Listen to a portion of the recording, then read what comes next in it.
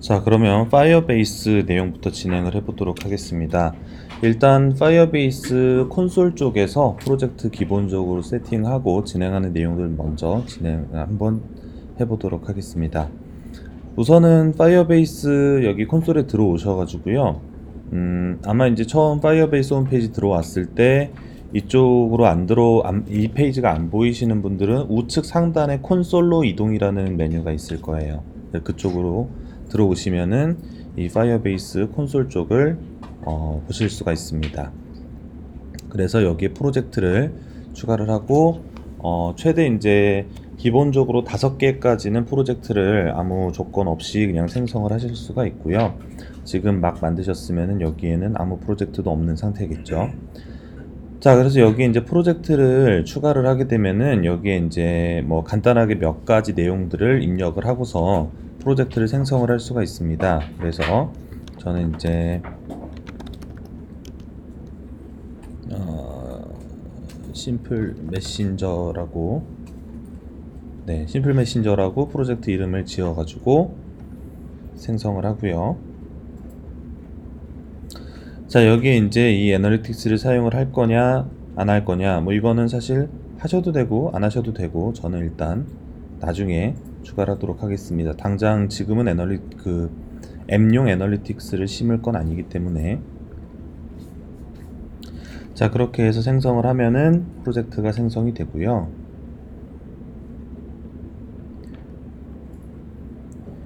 이게 UI는 굉장히 좀 생각보다 빠른 텀으로 좀 바뀌어가지고 입력하는 화면이 나중에 볼 때는 또 좀 다른 화면으로 나오실 수도 있어요.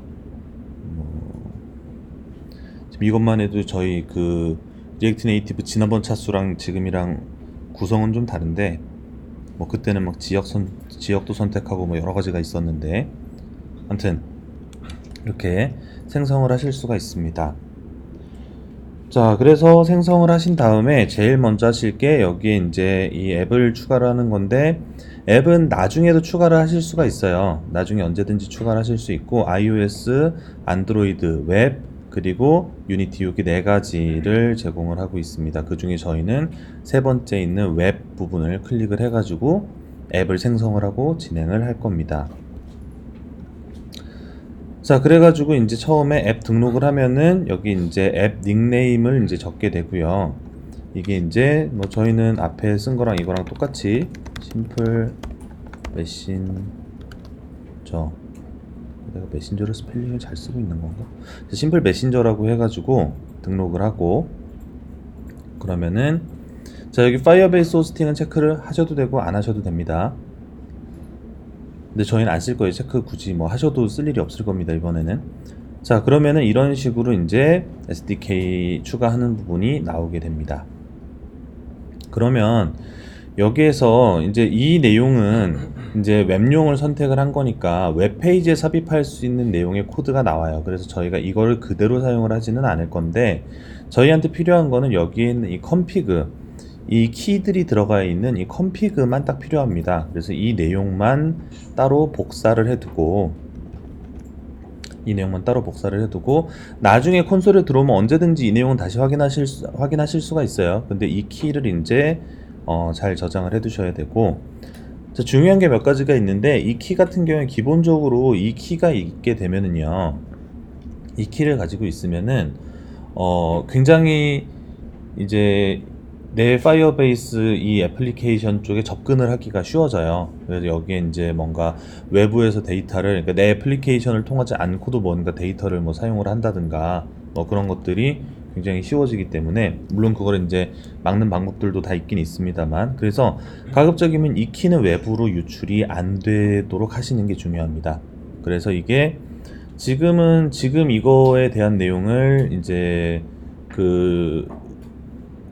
지금 기터브 쪽에다가 이런 내용들이 올라가게 되면은 기터브에서 금방 알림도 와요. 기터브에서 이제 뭔가 키 파일 같은 걸 업로드를 한 것 같은데, 이런 파일은 퍼블릭 레포지토리에 올리면 안 된다, 뭐 이런 경고가 오고, 굉장히 중요한 파일입니다. 그래서 요거를 굉장히 조심스럽게 다루셔야 되고, 그리고 저도 매번 강의할 때마다 녹화해가지고 이 내용들이 공개가 되고 있기는 하지만 저는 이 수업이 끝나면 프로젝트를 지울 거기 때문에 아무튼 여러분들도 이 키 관리를 굉장히 잘 하셔야 되고, 특히 키를 잘 가지고 계시라는 얘기이기도 하지만 키는 어차피 콘솔에서 언제든지 다시 확인을 하실 수 있어요. 그거보다는 어딘가 공개적인 곳에 올라가지 않도록 굉장히 잘 관리를 하셔야 됩니다. 아무튼 이 키를 잘 저장을 해두고 콘솔로 이동을 합니다.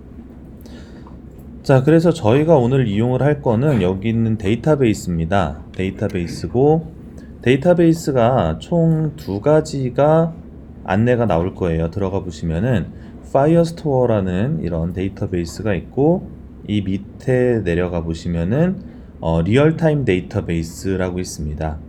그래서 근데 이게 이제 파이어스토어하고 리얼타임 데이터베이스는요, 그냥 리얼타임 데이터베이스가 예전에 운영을 하고 있던 데이터베이스이고요. 그래서 이 리얼타임 데이터베이스의 이제 더 최신 버전이 파이어스토어예요. 그래가지고 일단 저희는 그냥 파이어스토어를 이용을 할 겁니다. 근데 이제 저 리얼타임 데이터베이스는 이제 API 자체도 거의 비슷하게 구성이 되어 있기는 한데, 리얼타임 데이터, 그러니까 뭐 가지고 있는 뭐 리소스 같은 거를 그대로 재활용을 해야 되는데 그게 리얼타임 데이터베이스 시점에서 딱 만들어진 거다.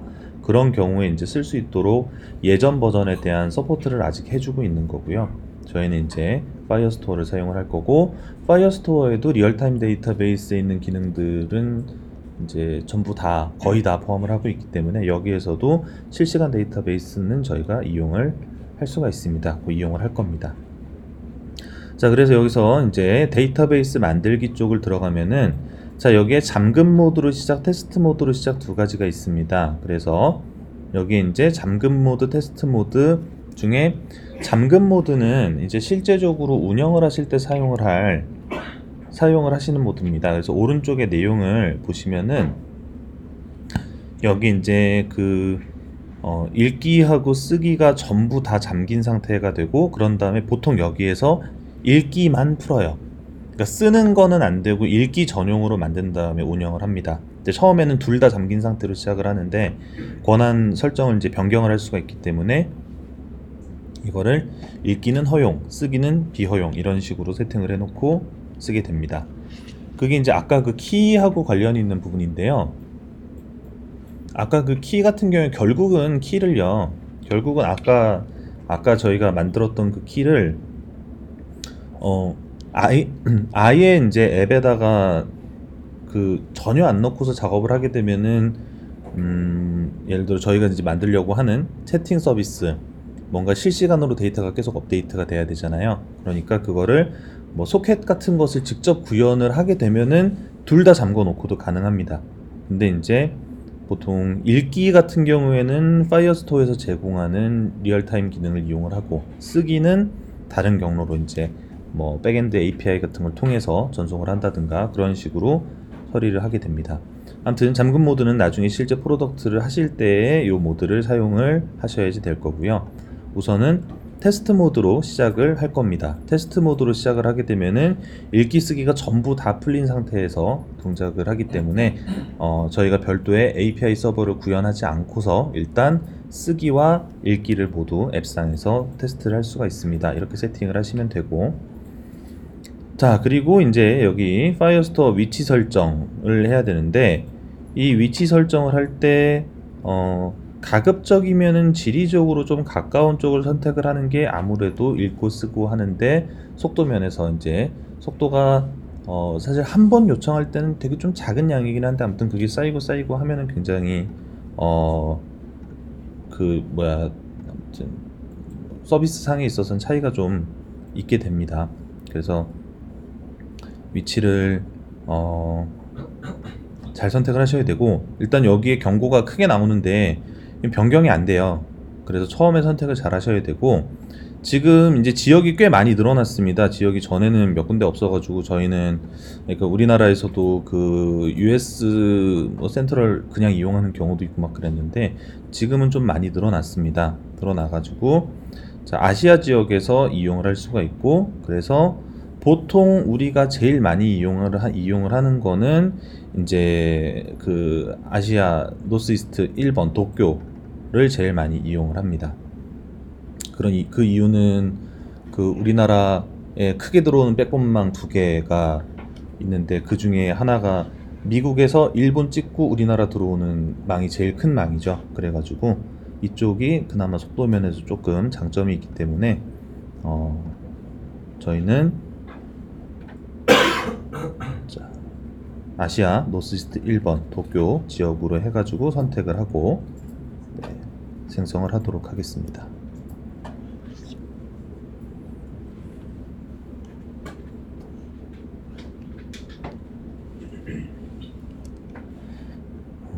서울 리전이 좀 빨리 생기면 좋겠어요.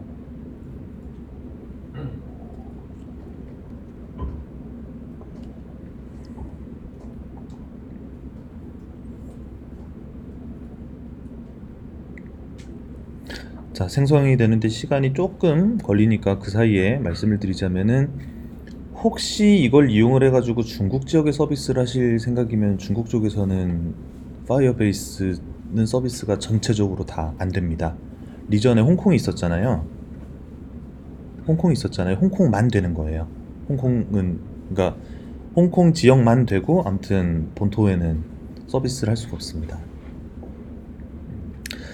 자, 그래서 여기까지 생성이 되면은 저희가 그 콘솔 상에서 할 일은 다 됐습니다. 나머지는 이제 코드에서 진행을 할 겁니다.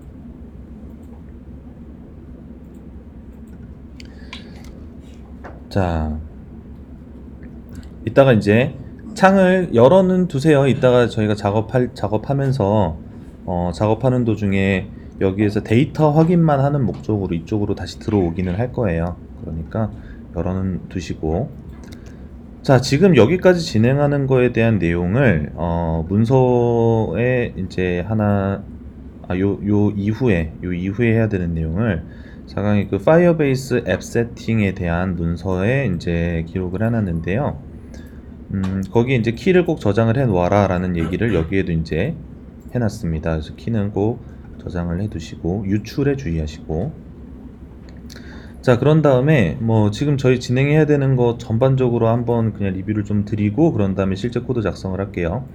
지금 실제 페이지 상에서는 그 콘솔 상에서는 이게 이제 웹페이지에 삽입할 수 있는 뭐 스크립트 태그와 실행할 수 있는 이제 이니셜라이즈 코드 그런 것들을 제공을 했는데 저희는 이제 그 웹페이지에다가 삽입을 하는 것은 아니기 때문에 그렇게 설치를 하지는 않을 거고요. 그 npm에 파이어베이스 공식 저장소가 있습니다. 그래가지고 npm 파이어베이스로 검색을 하시면은 여기 이제 파이어베이스 공식 저장소입니다. 그래서 근데 여기에도 기본적인 설명은 이제 웹용으로 이렇게 나와 있기는 한데, 근데 좀 더 내려 보시면은 이 밑에 이제 require 하거나 import 해가지고 쓰는 거에 대한 안내도 일부 나와 있기는 해요. 그래서 저희는 이제 이쪽으로 작업을 할 거고요. 그래서 공식 저장소 이름이 그냥 파이어베이스로 등록이 돼 있기 때문에 npm 인스톨 하시거나 yarn add firebase를 하시면 됩니다. 이게 리액트 네이티브 프로젝트 안쪽에서 이제 진행을 할 겁니다. 이따가 요 부분은 같이 진행을 해볼 거고요. 자, 그런 다음에 세팅하는 건 이런 식으로 진행이 되는데요. 이게 파이어베이스 이거를 만들어 놓고 나서 보통 이제 이것도 이제 여러 개의 컴포넌트에서 호출을 하는 경우가 많기 때문에 파이어베이스 app.js라고 따로 파일을 만들어 가지고 거기에서 이제 세팅된 내용들을 익스포트 하는 형태로 만들어서 사용을 합니다. 근데 이제 이게 파이어베이스를 이런 식으로 만들어 가지고 임포트를 하는 경우에 이게 그 이니셜라이즈 앱이 계속해서 반복적으로 호출을 하면은 할 때마다 경고가 계속 뜨게 돼요. 그래가지고 이게 파이어베이스 같은 경우에는 이니셜라이즈 앱 해가지고 이 키들을 세팅하는 거를 한 번만 딱 실행을 하도록 일단 권장을 하고 있기 때문에, 그래서 여기에 이제 키 파일은 이런 식으로 저장을 해놓고 나서 트라이 캐치 이용을 해가지고 이게 파이어베이스 이니셜라이즈 앱 했을 때 어차피 이게 반복 호출을 했을 때에도 이게 뭐 그 앱이 크래시가 된다거나 뭐 그런 심각하게 오류가 일어나는 건 아니에요. 그냥 계속 그거에 대해서 워닝을 띄워주는 거지. 그래서 그 안에 이제 아무튼 예외 발생을 계속 하도록, 예외 발생이 계속 되도록 되어 있기 때문에 요거를 이제 트라이 캐치 이용을 해가지고 한 번만 이니셜라이즈를 한 다음에 그 내용을 익스포트 하도록 해서 요렇게 파일을 딱 만들어서 사용을 할 겁니다. 그리고 이게 이쪽 이제 문서에 보시면은요, 여기 문서에는 require에서 파이어베이스 하거나 혹은 임포트 할 때 from 파이어베이스 해가지고 임포트를 하도록 되어 있는데, 불러오도록 되어 있는데, 근데 이게 이제 이렇게 작성을 하게 되면은 파이어베이스 안에 있는 모든 모듈들이 전부 다 로드가 되게 되는데요. 근데 그 전체 다 로드를 하면은 저희가 이 기능들을 다 쓰지도 않거니와 이게 이제 용량도 너무 크고, 지금 이쪽에 보면은 그 이 파이어베이스 안에 딸려 있는 기능들이 굉장히 많이 있잖아요. 이 중에 자바스크립트, 이제 웹용 자바스크립트에 포함되어 있는 것만 해도 상당히 여러 가지가 되는데, 근데 그런 것들이 전부 다 한 번에 로드가 되는 거기 때문에 이제 그게 용량 최적화상 별로 좋지가 않다고, 마찬가지로 파이어베이스가 계속 알림을 보내주게 돼요. 그래가지고 뭐 알림이 자꾸 오는 게 귀찮은 문제도 있고, 그리고 실제로 그렇게 용량 낭비가 좀 되면은 아무래도 뭐 앱이 이제 용량이 너무 커지고 뭐 그런 여러 가지 손해가 나는 문제가 있기 때문에, 여기에 임포트는 파이어베이스의 앱만 이렇게 임포트를 해가지고 사용을 하고요. 그런 다음에 추가적으로 인증이 필요할 경우에는 OS 데이터베이스가 필요하면은 파이어베이스 슬래시 데이터베이스, 파이어베이스 슬래시 파이어스토어 뭐 이런 식으로 다 필요한 것들을 추가적으로 이렇게 임포트를 해서 쓰는 거를 권장을 하고 있습니다. 물론 이것도 그냥 나는 이거 간단하게 테스트만 할 거다라고 생각을 하는 경우에는 이거를 굳이 이렇게 나눠서 임포트 안 하고 한 번에 다 임포트 하셔도 상관은 없어요. 테스트 하는 동안은 그렇게 하셔도 되는데, 어차피 프로덕트로 내보낼 때는 이런 식으로 최적화를 좀 해가지고 내보내시는 게 좋습니다. 그래서 이렇게 firebase app.js라는 파일을 이렇게 만들어서 세팅을 해 놓을 겁니다. 자, 오랜만에 프로젝트를 세팅을 한번 해보도록 하겠습니다. 오랜만이라서 저는 텍스트도 좀 다시 키워야겠네요.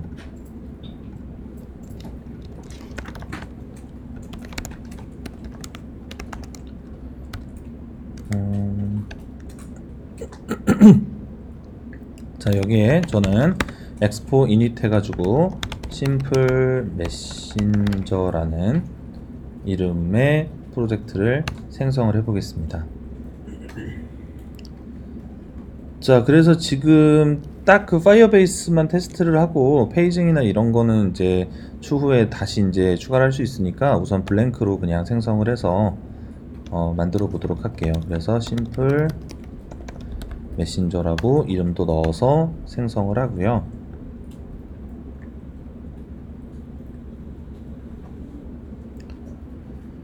자, 그리고 아마 이제 그 저번에도 이제 작업하는 프로젝트보다 위에 패키지 제이슨 생성된 분들이 좀 많이 계셨는데, 근데 아마 그런 실수를 저도 종종 하는 실수인데, 이 프로젝트 생성한 다음에 디렉토리 이동 안 하고서 여기에 뭔가 지금 언더스코어 필요하고 파이어베이스 필요하고, 그러니까 뭐 이런 식으로 추가하다 보면은 지금 이제 작업하던 디렉토리가 아닌 쪽에 설치를 하는 경우들이 많이 있어요. 그래서 그거를 좀 조심해 주시고 디렉토리로 이동을 해서 여기에 이제 언더스코어는 쓸지 안 쓸지 모르겠지만 아마 높은 확률로 쓰니까 일단 설치를 하고, 파이어베이스 필요하니까 설치를 하고, 그런 식으로 필요한 패키지들 설치를 해 보도록 하겠습니다. 일단은 이렇게 두 가지만 하면 될 것 같습니다.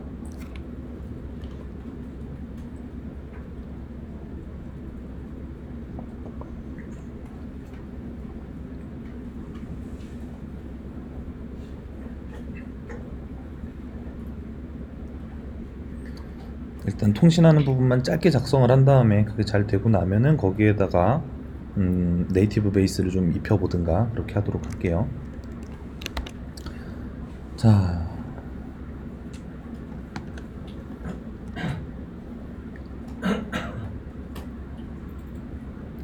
이렇게 프로젝트를 이제 열어가지고요. 여기에 제일 먼저 파이어베이스 쪽 파일을 하나 만들어 보도록 하겠습니다. 그래서 뭐 파일이 여러 개가 되면 디렉토리를 좀 나눠서 해도 될 것 같은데, 일단 저는 뭐 firebase app.js를 그냥 동일한 디렉토리에다가 이렇게 만들어 놓고요. 그런 다음에 자, 아까 이제 아까 복사한 키를 이런 식으로 그 문서 안에 넣어 놓고요. 여기에 파이어베이스 임포트를 하고요. 근데 파이어베이스에 앱을 이렇게 임포트를 해주시고, 그런 다음에 여기에 이제 자, 트라이 캐치를 넣어가지고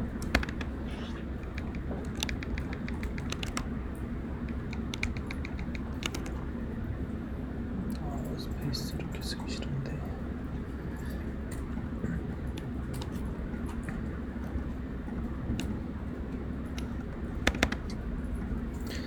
자, 여기에 이제 파이어베이스의 이니셜라이즈 앱 이용을 해서 이 키를 이렇게 이니셜라이즈를 하고 익스포트 디폴트 파이어베이스 이런 식으로 임포트를 해줘 보도록 하겠습니다.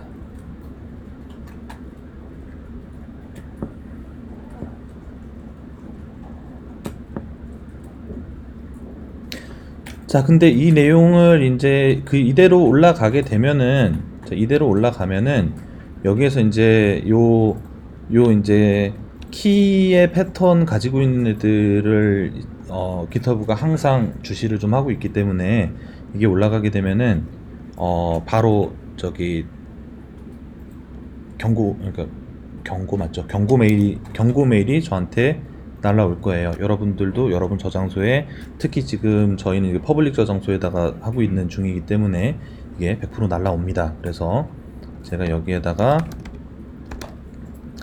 키 파일을 따로 하나 만들어 가지고요. 여기에 익스포트 디폴트 해서 이렇게 키를 이쪽으로 키 파일을 따로 분리를 한 다음에 이렇게 임포트를 해다가 쓰는 걸로 만들고요. 그런 다음에 저는 git ignore에다가 key.js 파일을 이렇게 예배 파일로 등록을 해 놓도록 하겠습니다. 여러분 이렇게까지 안 하셔도 됩니다. 그냥 여기에 한 번에 리퀘스트 넣으셔도 돼요.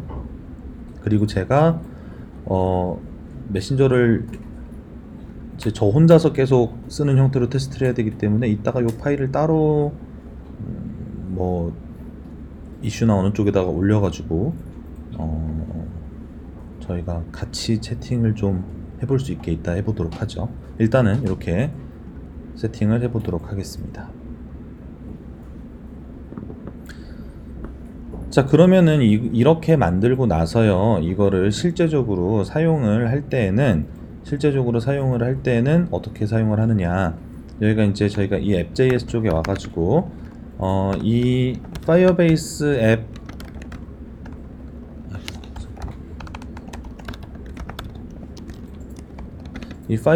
앱을 이런 식으로 임포트를 해가지고 사용을 할 겁니다. 사용을 하고,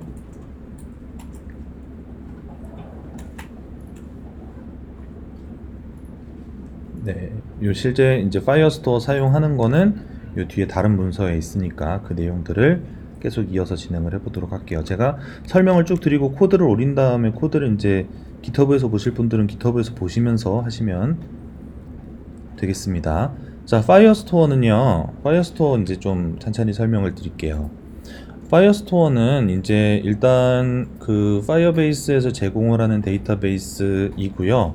그리고 이게 이제 MySQL이나 뭐 오라클이라든가 뭐 그런 종류의 그 관계형 데이터베이스는 아니지만 몽고DB하고 API는 좀 다르지만 아무튼 뭐 몽고DB, 다이나모 뭐 그런 걸로 대표되는 NoSQL 형태의 데이터베이스입니다. 그래가지고 훌륭하게 동작할 수 있는 데이터베이스고, 무엇보다도 아마 무료로 이용을 할 수 있는 데이터베이스 중에서는 굉장히 이용하기도 쉽고 접근성이 좋게 만들어져 있는 데이터베이스가 아닐까 싶습니다. 그래서 그런 NoSQL 구조의 데이터베이스고요. 그래서 일단 저희가 오늘 간략하게 이용을 하는 데 있어서는 뭐 그 데이터베이스에 대한 지식이 아주 많이 필요하진 않습니다. 근데 이 파이어스토어도 이거를 좀 효율적으로 잘 운영을 하고 싶다 할 때에는 주로 이제 데이터베이스 쪽에 대한 것들을 좀 학습을 하시고 이용을 하시면 훨씬 잘 이용을 하실 수가 있을 텐데, 근데 광경 데이터베이스보다는 이제 NoSQL 쪽 문서를 보시면은 아무래도 비슷한 개념들이 많이 있기 때문에 도움이 되실 겁니다. 많이 나오는 용어들에 대해서 좀 말씀을 드리면 도큐먼트랑 콜렉션 두 가지가 있게 되는데, 도큐먼트는 그 저장되는 가장 기본 데이터 단위들을 이제 도큐먼트라고 얘기를 하는데, 형태가 제이슨 형태입니다. 그래서 자바스크립트에서는 가장 익숙한 형태로 데이터를 저장을 하고 불러올 때에도 제이슨 형태로 불러오게 되고요. 그 도큐먼트들이 모여 있는 걸 콜렉션이라고 부르게 됩니다. 자, 그래서 저희가 아까 여기에서도 컬렉션이라는 말을 봤어요. 그래서 이 컬렉션이 이제 컬렉션이라든가 도큐먼트라든가 이런 거는 저희가 개발하는 소스에서도, 그리고 이 콘솔에서도 전부 다 계속 이 용어들을 보시게 될 거예요. 자, 그래서 저희가 이제 이걸 사용을 하게 되면은요, 여기에 파이어베이스 이제 세팅을 했었던 파이어베이스 앱.js에 파이어스토어에 대한 임포트를 추가를 하고요. 그리고 실제 사용을 할 저희 같은 경우에는 지금 앱.js겠죠? 거기에 파이어베이스 앱에 파이어스토어라고 이렇게 돼 있는 걸 이용을 해가지고 사용을 하게 됩니다. 그리고 자, 샘플 코드 나중에 다 따로 쓸 거지만 여기 보면은, 자, 데이터를 쓸 때는요, 여기 이제 DB에 콜렉션 해가지고 콜렉션 이름을 선언하고 데이터를 추가를 하게 되는데, 이게 이제 뭐 혹시 광경 데이터베이스를 써보셨거나 뭐 그런 경우에 이 콜렉션을 생성을 하고 만들어야 되나요, 어째야 되나요, 뭐 그런 거에 대해서 물어보시는 경우도 많고, 듣고 나서도 되게 당혹스러워 하시는 경우들이 많은데, 일단 이 콜렉션 같은 경우에는 생성하는 과정 없이 그냥 일단 데이터를 추가를 하면은 콜렉션은 알아서 생성이 됩니다. 저희는 메시지스라는 이 이름의 콜렉션을 사용을 할 거고, 안에 이제 보통 채팅 메시지들이 가지고 있는 기본 데이터, 데이터 타입이 무엇인지, 실제 내용이 뭐가 들어가는지, 그리고 시간, 뭐 이런 것들을 이런 식으로 추가를 해주게 될 겁니다. 자, 그리고 데이터 읽는 게 이제 두 가지 방법이 있는데, 이게 이제 데이터를 그냥 읽어오는 방법으로는 콜렉션 안에서 get이라는 함수를 이용을 해가지고 데이터를 가지고 오게 되고요. 그래서 이 get이라는 데이터를 가지고 오는 거를 이제 이 den 형식으로 받거나, 혹은 den 형식으로 받는 애들은 전부 await로 변경해서 사용할 수 있으니까 await로 해가지고 가지고 오거나 둘 중에 하나로 사용을 하게 되고요. 근데 이거보다도 사실상 파이어스토어를 이용하는 가장 큰 이유는 이쪽입니다. 실시간으로 데이터를 읽는 부분인데, 자, 특정 콜렉션에 대해서 on 스냅샷이라는 이런 이벤트를 이용을 하면은 데이터가 변경이 될 때마다 계속해서 실시간으로 데이터를 가지고 올 수가 있습니다. 자, 요 문서 이따가 작업하시면서 계속 이제 참조하시면서 읽게 되실 거고, 요거 이제 바로 코드 쪽에 반영을 해가지고 동작하는 것들 하나씩 확인을 해보도록 하겠습니다. 자, 그래가지고 제일 먼저 저희가 이제 파이어스토어 이용을 하려고 했으니까 파이어베이스에 파이어스토어를 이렇게 임포트를 추가를 해줘야 되고요. 그래서 이 파이어스토어에 대한 모듈까지 앱에 탑재가 되도록 해주고, 그런 다음에 자, 여기에서 이제 실제적으로 동작을 하는 쪽에서, 자, 먼저 지금 데이터베이스를 그냥 한번 날려볼게요. 추가부터 한번 해볼게요. 자, 그래가지고 여기 데이터 쓰기에는 이 내용을 그대로 복사를 해다가 이 콜렉션 안쪽에 앱 컴포넌트 렌더 되는 쪽에다가 이렇게 데이터를 넣어 놓고요. 자, 그리고 나서 실행을 한번 해보도록 하겠습니다.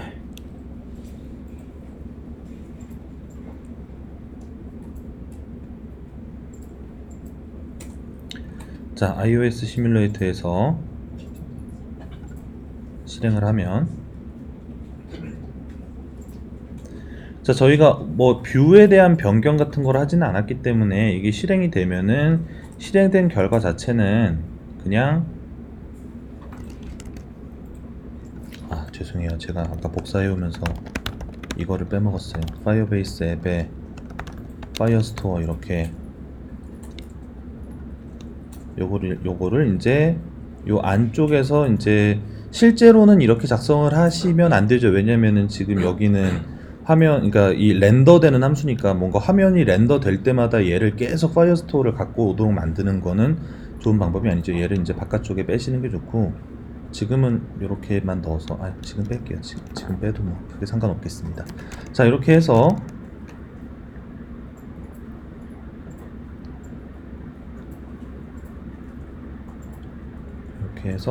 확인을 해 보도록 하겠습니다.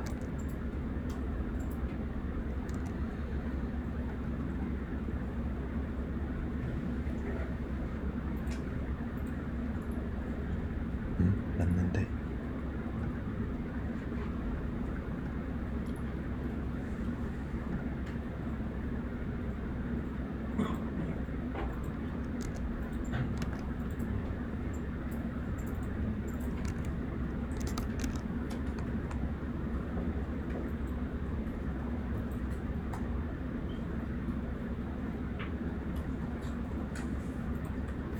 잠시만요. 이거를 로그를 찍어봐야 되나?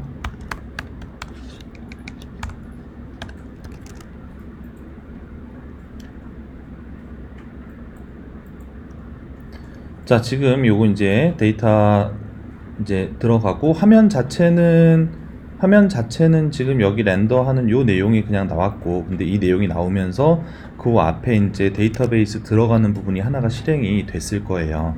그래서 이렇게 실행이 됐고, 자, 그런 다음에 중요한 게 이쪽에 이제 콘솔에 가서 보시면은,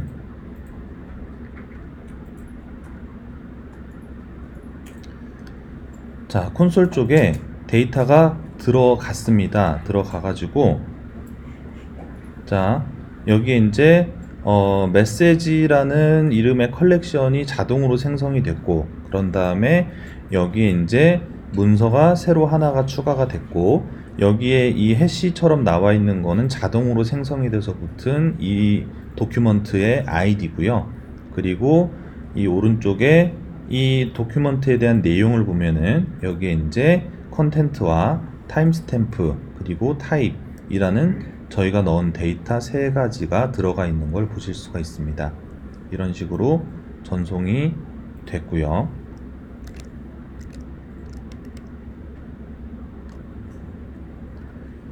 자, 그러면은 결국 저희가 이거를 이제 화면에다가 표시를 해서 처리를 하기 위해서는 여기에 이제 추가적으로 필요한 것들이 이거를 뭔가 뭐 실제 전송을 시킬 버튼 같은 것들이 화면에 좀 있어야 하고, 그리고 실제 사용자 입력을 받을 텍스트 인풋이 있어야 하고, 이런 것들이 필요하겠죠. 그래서 이런 것들을 좀 넣어주고요. 그런 다음에 자, 여기에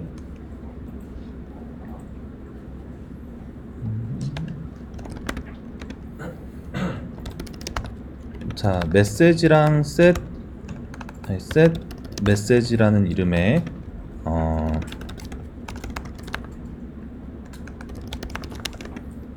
스테이트를 이렇게 하나 만들어 가지고 이거를 인풋에서 사용을 할 거고요. 혹은 전송을 할 때에도 사용을 할 거고요. 그런 다음에 여기에 이제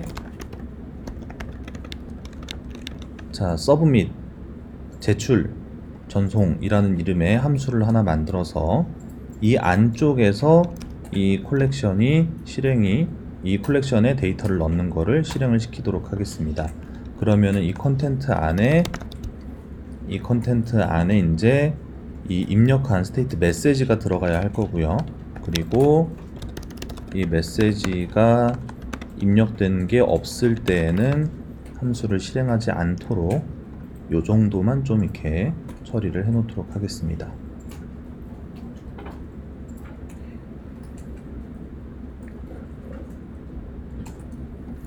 자, 좀 코드를 좀 에이싱크로 좀 해가지고 이 DB 콜렉션이 어웨이트로 동작하게끔 만든 다음에 send 메시지 함수 이용을 해가지고 이 서브밋이 되고 나면은 이제 이 메시지가 이제 다시 초기화가 되는 정도의 내용만 좀 넣어놓고,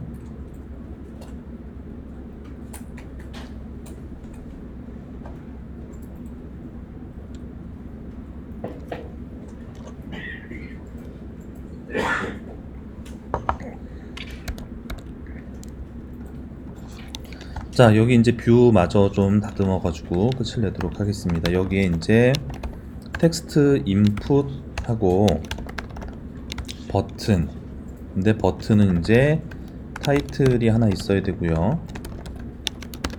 전송이라고 타이틀을 하나 넣어 놓고, 그런 다음에 자, 온프레스일 때는 저 위에 서브밋 함수가 실행이 되게끔 해줄 거고, 그런 다음에 텍스트 인풋의 밸류에다가는 메시지, 그리고 온체인지 텍스트 함수 안에서는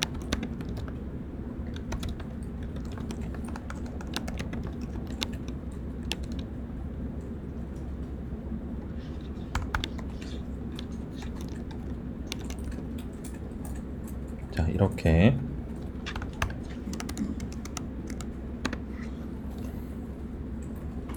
텍스트 인풋 처리를 좀 해줘 보도록 하겠습니다. 이거 이상하게 하나 들어갔는데,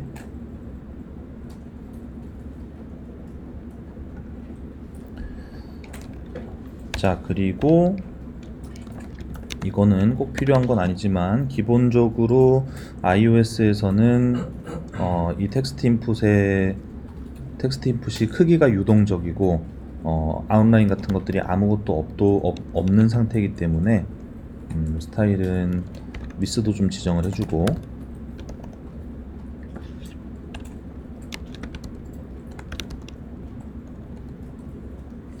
색상이랑 네, 아무튼 뭐 이런 스타일을 좀 지정을 해가지고 화면에 좀 크기가 보이도록 이렇게 처리를 좀 해 놓도록 하겠습니다.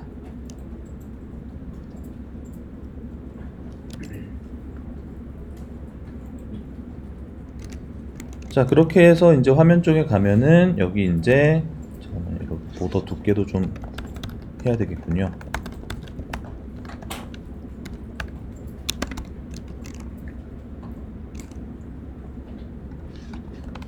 400이 너무 크네요.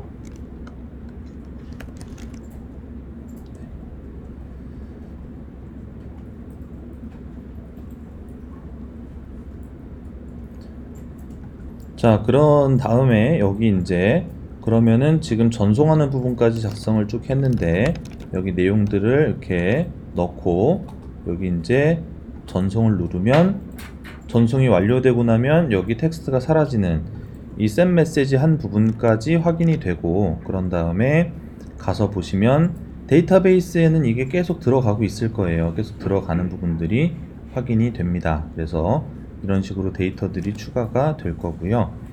자, 아예 이제 여기에 그 메시지 이 메시지 확인되는 부분까지 넣어 놓고,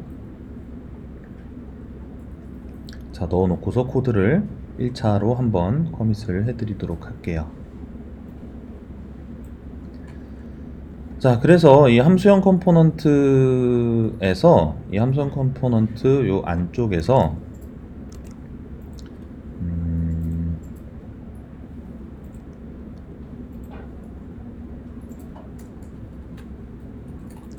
자, 클래스 컴포넌트로 바꾼 다음에 이벤트 처리를 하면 좀 더 좋기는 하겠지만, 여기에서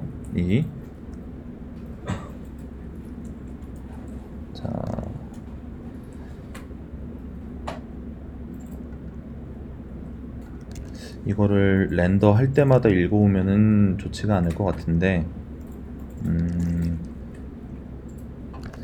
제가 이거를 검색을 잠깐만 해서 보여드리고 링크는 따로 저기 문서에다가 좀 넣어드릴게요.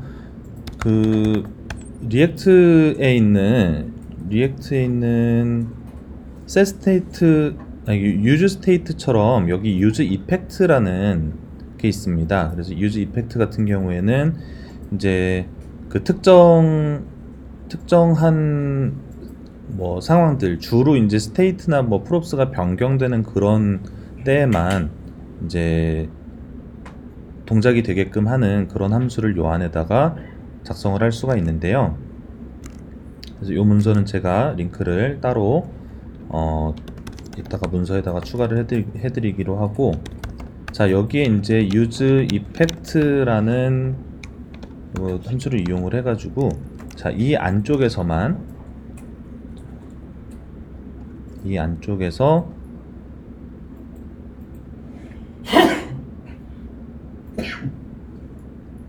여기에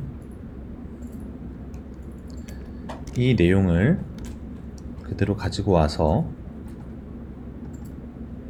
이렇게 넣어주도록 하겠습니다.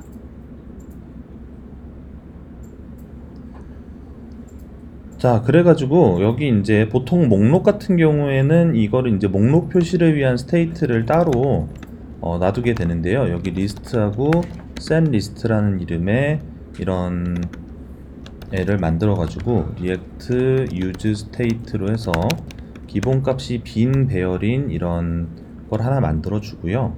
그런 다음에 여기에서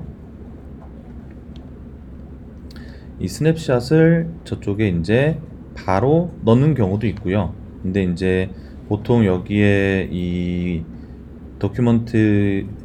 도큐먼트가 이제 배열이랑, 그러니까 for each 형태로 되긴 하지만 완전 배열은 아니기 때문에, 배열하고 동일한 거는 아니고 이제 그냥 리스트 타입의 오브젝트 중에 하나인 거기 때문에 여기에 이제 이거를 자, new list라는 이름의 배열을 하나 만들고요. 그런 다음에 여기에 이제 자, 이 도큐먼트의 데이터를 호출을 하는데 여기에 new list에 이렇게 푸시를 해주고요. 근데 이거를 기존에 있는 데이터들을 다 넣되 여기에 도큐먼트의 id는 이렇게 따로 하나 추가를 해서 넣어줍니다. 그래서 여기까지 다 되고 나면은 setList에다가 이 new list를 다시 넣는 식으로 이렇게 배열에다가 리스트를 추가를 해주고, 그런 다음에 마지막으로 이제 실제 렌더를 하는 위치에서 자, 리스트를 그대로 맵을 돌려 가지고요. 여기에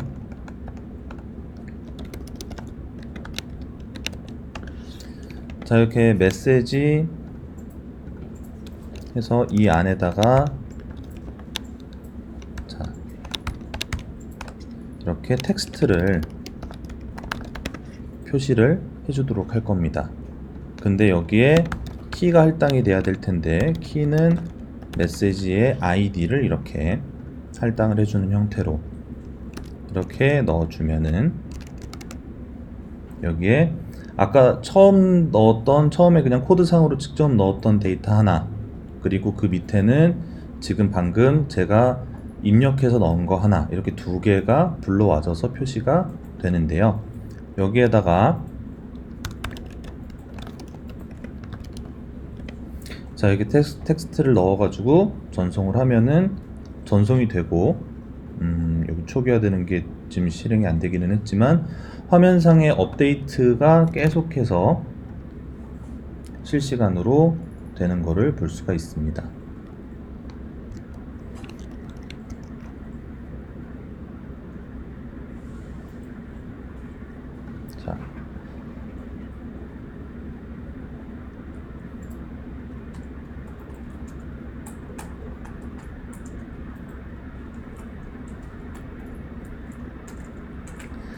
자, 근데 이제 여기 있는 이 유즈 이펙트 같은 경우에는, 유즈 이펙트는 이게 단순히 초기에 한번 실행이 될 때만이 아니고 화면이 업데이트 될 때, 그러니까 디드 업데이트에 해당하는 애들이 실행이 될 때에도 이게 전부 계속해서 실행이 되는 애들이기 때문에 저희가 요거는 이거 초기에 처음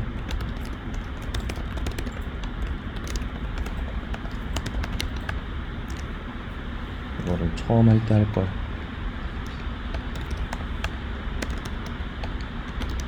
자, 이렇게 앱을 클래스 컴포넌트 형태로 좀 바꿔 놓도록 하겠습니다. 그래서 여기 렌더는 똑같은데, 네,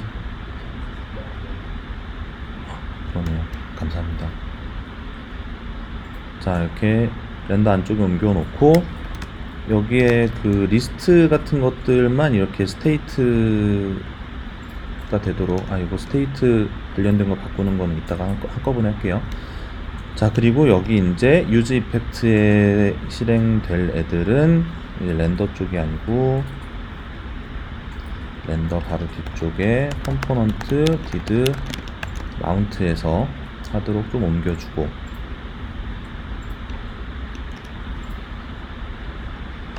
자, 서브밋은 거의 그대로 옮겨올 수 있을 것 같고요. 네, 그러면은 여기에서 이제 달라져야 될 거, 스테이트에서 메시지 하고 리스트 이렇게 스테이트 쪽으로 좀 옮겨오는 거 해야 되고, 디스의 스테이트의 메시지로 바꾸는 것과,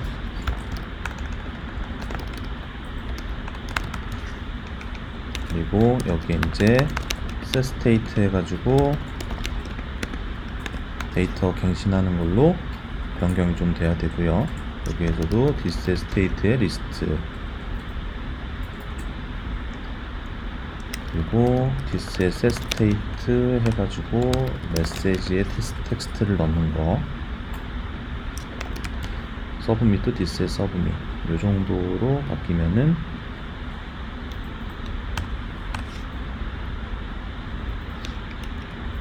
될 것 같습니다.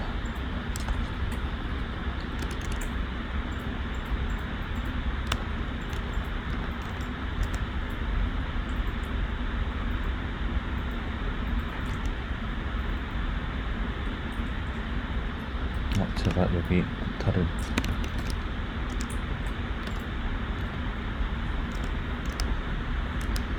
이렇게 뭔가 심각하게 오류를 한번 내고 나면은 번들러가 복구가 안 될 때가 있어서 재시작을 좀 하고,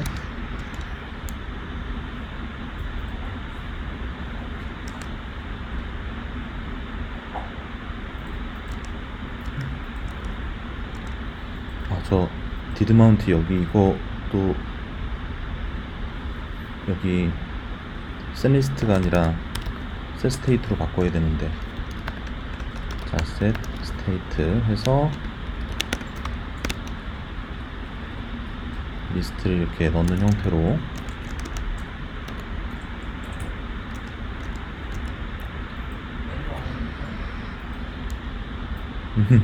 감사해요.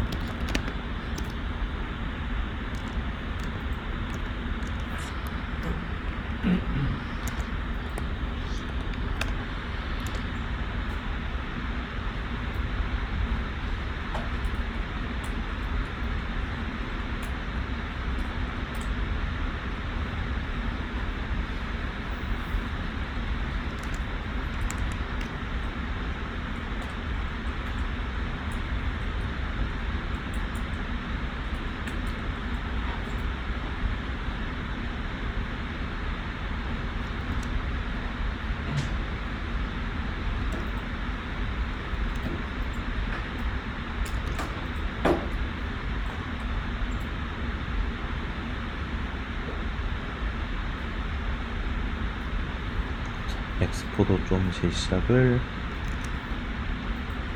주도록 하겠습니다.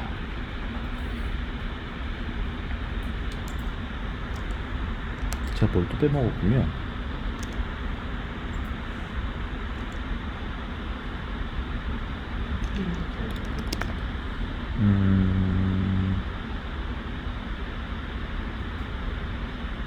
지금 여기 텍스트 인풋에 메시지 바인딩 해놓는 걸 까먹었군요.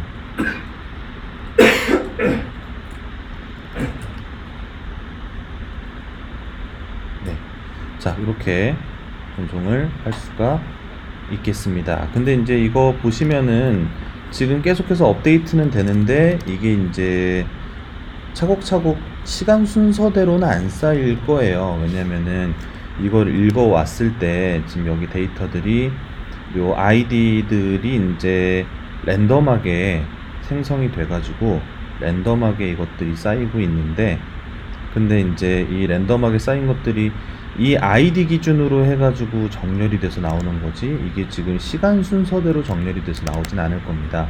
근데 저희가 이제 데이터를 전부 다 불러오기 때문에 데이터를 다 불러온 거를 저희가 다시 정리를 하는 거는 크게 어렵지 않은 일이죠. 특히 이제 언더스코어에는 자, sort by라는 이런 기능을 이용을 해가지고 여기 있는 것들을 이제 특정 값을 기준으로 해가지고 특정 값을 기준으로 해가지고 소팅을 하게끔 제공을 하고 있기 때문에 저희가 언더스코어를 임포트를 해가지고요.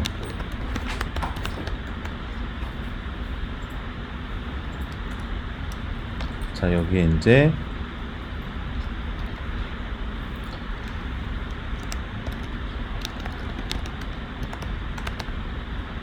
자, sort by 해서 리스트를 또 타임스탬프 순으로 정렬을 해서 넣게끔 이렇게 넣어주면은 시간 순서대로 정렬해서 화면에 표시를 해줄 수가 있습니다.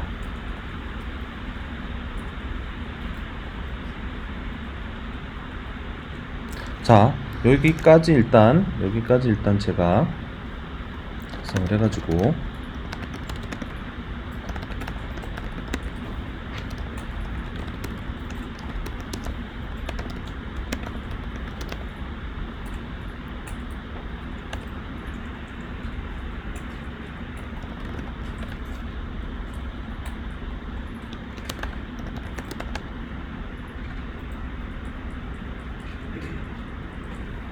자, 올려놓도록 하겠습니다. 그래서 요거를 보시고 확인을 하시고서 동작을 해 보시고, 그런 다음에 메시지 관련된 부분들을 좀 이렇게 확인을 해 보시고,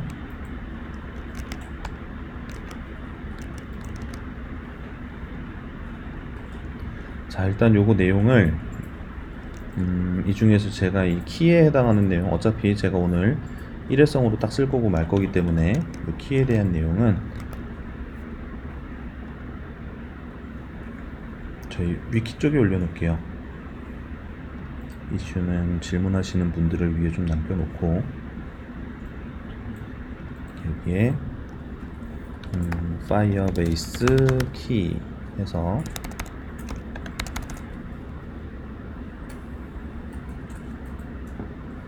자, 혹시 저랑 같은 키를 쓰고 싶으신 분들은 여기 있는 키를 갖다가 넣고서 확인을 해 보시면 되겠습니다.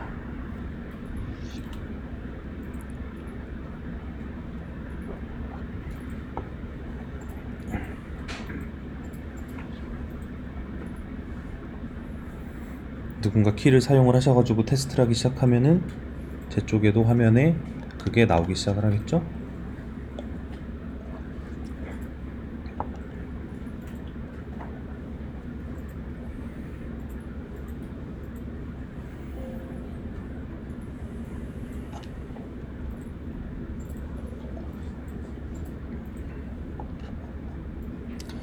자, 제가 저 혼자 너무 길게 진행을 한 것 같은데, 일단 요거 작성을 좀 해보시고, 요거 같은 경우에는 여기 이제 진행하다가 이 부분까지는 가급적이면 좀 해보시면 좋을 것 같아서, 이 부분은 좀 안 되면은 그냥 읽어보고 넘어가지 마시고 꼭 한번 해보시고, 특히 본인 키로 한번 성공하시고 제 거를 사용을 하시고 뭐 그렇게 해보시는 게 좋아요. 그러니까 제 거는 이미 환경 뭐를 사용을 할 거고 뭐 이런 거를 다 파이어스토어도 뭐 사용을 할 거고 뭐 리전 선택하고 이런 거를 다 해놓은 상태의 키고, 그거를 이제 안 한 상태에서는 또 안 될 수도 있는데, 그런 것들을 본인 계정에서 충분히 해보시는 게 좋으니까 그런 것까지 다 해보시고, 그런 다음에 왠지 실제 좀 다른 사람들이 입력한 것까지 화면에 뜨게끔 넣어가지고 테스트를 해보고 싶다, 그럴 때 이제 제가 올려놓은 키로 대체를 하셔가지고 해보시면은 제 쪽 데이터베이스에 쌓인 내용들이 나오겠죠. 그런 순서로 한번 테스트를 해봐 주세요. 자, 일단은 지금 저희 화장실도 잠깐 좀 다녀오시고 10분 쉬는 시간 가지고 나서 코드 작성 조금 더 마저 하고 다른 내용으로 다시 또 넘어가 보도록 하겠습니다.